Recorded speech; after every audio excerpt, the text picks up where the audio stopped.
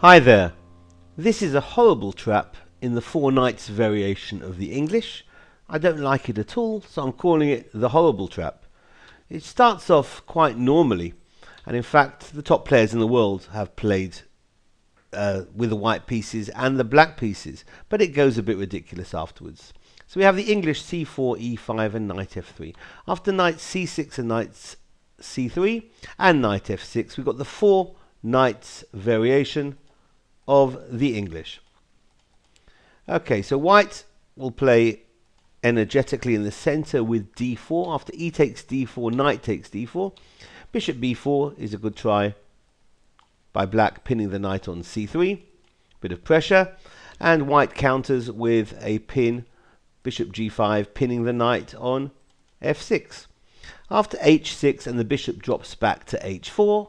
Here black very often trades.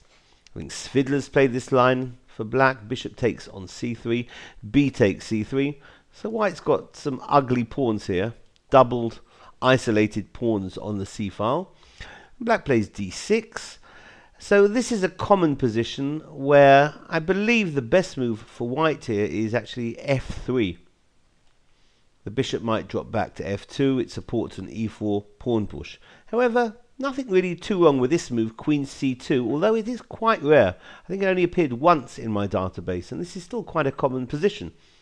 So after queen c2, black centralizes the knight from c6 to e5, and it attacks the pawn on c4. Well, that pawn isn't really threatened because after knight takes on c4, queen a4 would be check, will always pick up that knight. However, e3 is sensible, releasing the bishop and defending c4.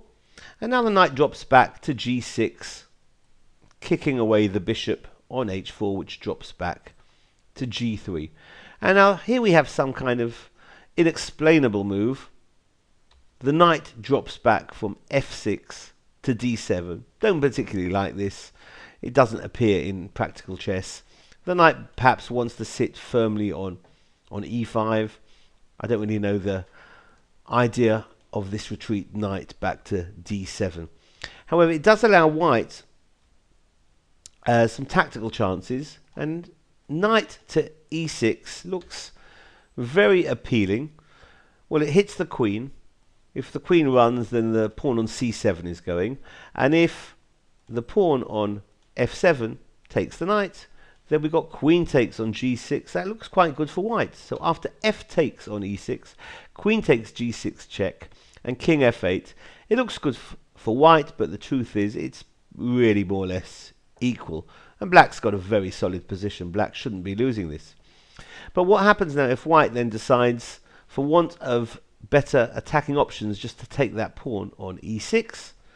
If queen takes e6, maybe the queen wants to take the pawn and then run.